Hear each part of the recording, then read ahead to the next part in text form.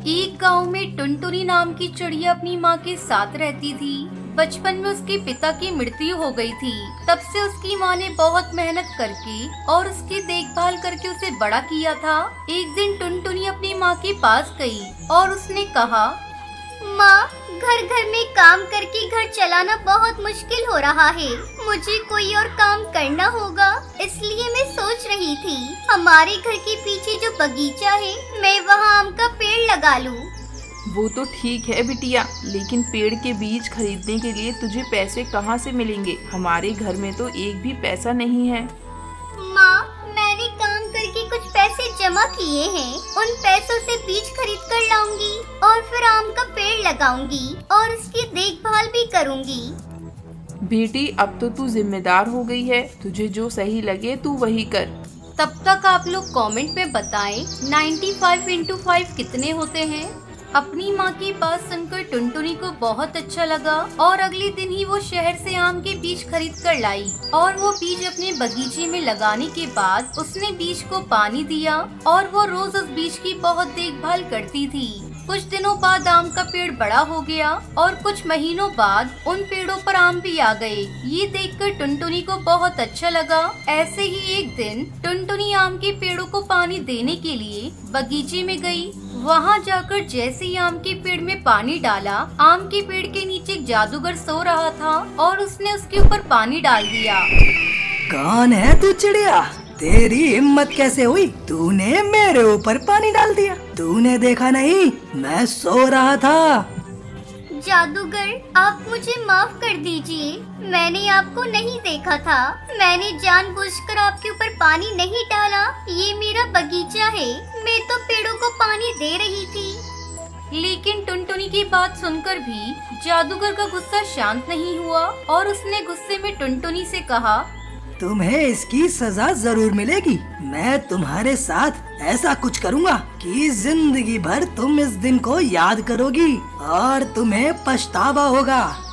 ये कहकर जादूगर ने अपनी जादुई छड़ी घुमाई और टुनटुनी के आम के पेड़ों पर जादू किया और हंसते हुए वहाँ से चला गया। टुनटुनी को कुछ भी समझ में नहीं आया और वो पेड़ों को पानी देते हुए सोचने लगी, लगता है ये जादूगर पागल है, इसके जादू से तो कुछ भी नहीं हुआ। ये कहकर वो अपने घर वापस चली गई। अगले दिन वो सुबह जब पेड़ों को पानी देने वापस आई तो उसने देखा कि आम के पेड़ के सभी आमों में कीड़े लग गए हैं और सभी आमों पर काले काले धब्बे आ गए हैं। ये देखकर टुनटुनी को रोना आ गया। तभी उन आमों में से एक आम की आवाज सुनाई दी। क्या हुआ? ऐसी हालत देखकर बुरा लग रहा है। कल तो तू सोच रही थी कि तुझे कुछ भी नहीं होगा। मुझे पता है तुम जादूगर का जादुई आम हो, मुझे माफ कर दो। मैंने बहुत मेहनत करके आम का बगीचा बनाया है। अगर ये आम नहीं बेच पाई तो मैं रास्ते पर आ जाऊंगी। जब तक मैं इस बगीचे में हूँ तब तक इस बगीचे में एक भी आम सही नहीं रहने दूंगा। अगर तूने मुझे हटाने के बारे में सोचा भी तो मैं तेरे घर को आग से जला दूंगा।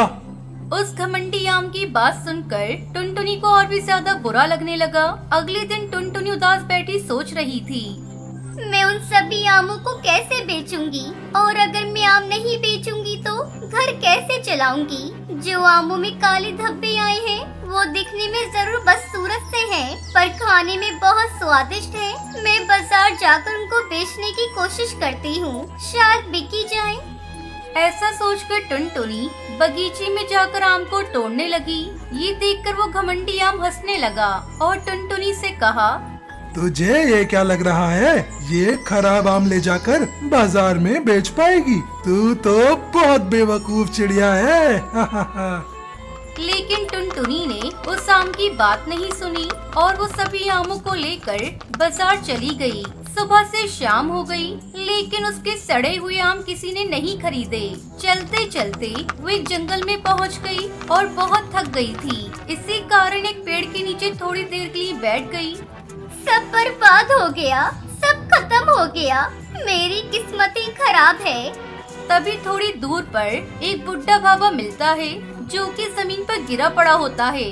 ये देखकर लगता है साधु बाबा बेहोश हो गए हैं। मुझे इन्हें पानी पिलाना होगा, नहीं तो ये ठीक नहीं होंगे।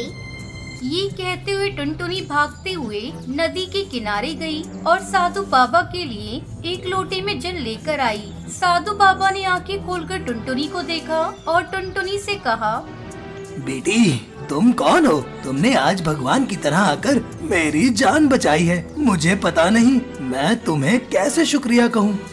आप मुझसे उम्र में इतने बड़े हैं, मैं आपकी जान बचा पाई, ये मेरे लिए सबसे बड़ी बात है। लेकिन आपकी ये हालत कैसे हुई? बेटी मैं एक काले जादूगर को पकड़ने गया था, लेकिन वो बहुत ताकतवर है। लेकिन बेटी तुम इस सुनसान जगह पर क्या कर रही हो? उस साधु बाबा की बात सुनकर टुनटुनी ने सारी बात साधु बाबा को बताई। ये सुनकर साधु बाबा ने टुनटुनी से कहा, बेटी उस शैतान जादूगरनी ने तुम्हारे साथ बहुत गलत किया है, लेकिन तुमने मेरी जान बचाई है, इसलिए मैं तुम्हारी मदद जरूर करूँगा। ये कहकर उन साधु बाबा ने अपना हाथ घुमाया और उनके हाथ में एक जादुई बोतल आ गई। फिर उन्होंने वो जादुई बोतल टुनटुनी को दी और टुनटुनी से कहा, इसमें जादुई पानी है, ये पानी तुम अपने बगीचे के चारों तरफ छिड़क दो और देखना सब कुछ ठीक हो जाएगा। अभी मैं चलता हूँ, मुझे उस काले जादूगर को पकड़ना ही होगा। ये कहकर वो साधु बाबा वहाँ से चले गए। टुनटुनी वो जादुई पानी लेकर अपने घर वापस चली गई। वहाँ जाकर उसने जैसे ही वो पानी अपने बगीचे के चारों तरफ छिड़का, तभी वो घमंडी आम आग में जलने लगा और जलकर राख हो गया। कुछ देर में सभी आम वहाँ से गायब हो गए और उनकी जगह सोने के आम आ गए। ये देखकर टुनटुनी खुशी से नाचने लगी। उसके बाद से टुनटुनी धीरे धीरे सोने के आम बेचकर पैसे कमाने लगी। कुछ ही दिनों में वो बहुत अमीर हो गई और वो अपनी माँ के साथ बहुत खुशी खुशी रहने लगी।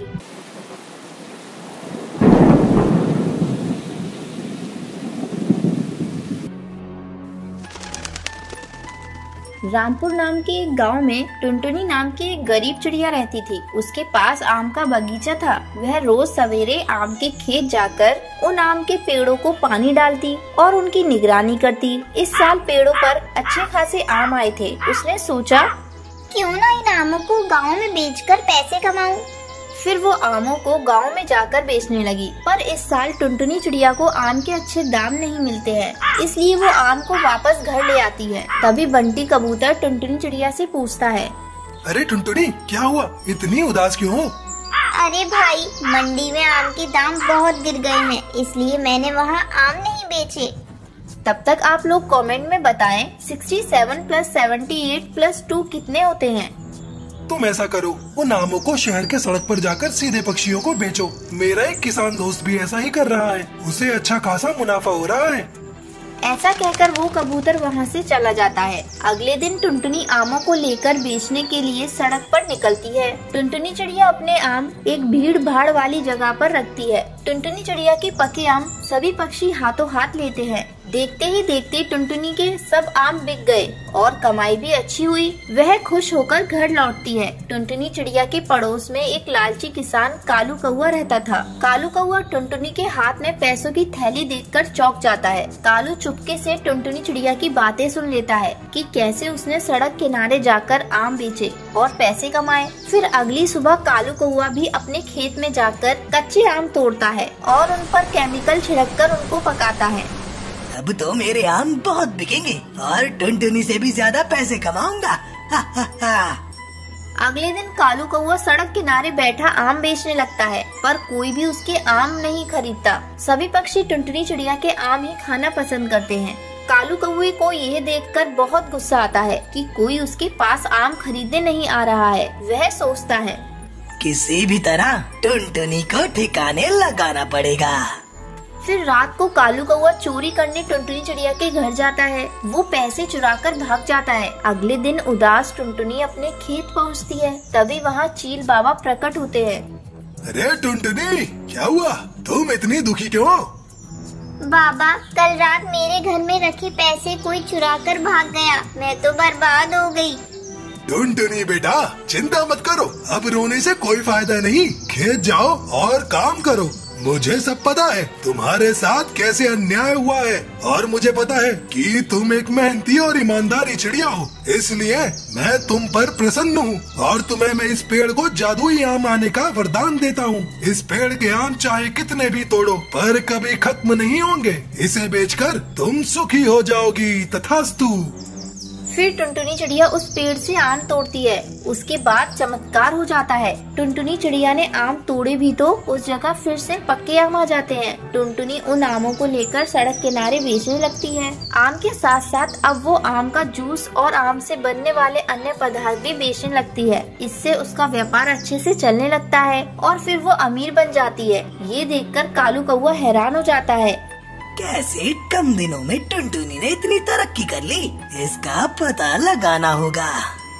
अगले दिन कालू फिर से टुनटुनी चिड़िया के बाग में जाता है और उसके आम तोड़ने लगता है। जैसे ही कालू कौवा उस पेड़ के पास जाता है तभी आम की एक डाली उसके ऊपर गिरती है। वो जोर से चिल्लाता है, अरे अरे मर गया रे, अरे अरे बचाओ, अरे कोई बचाओ रे, अरे कोई बचाओ।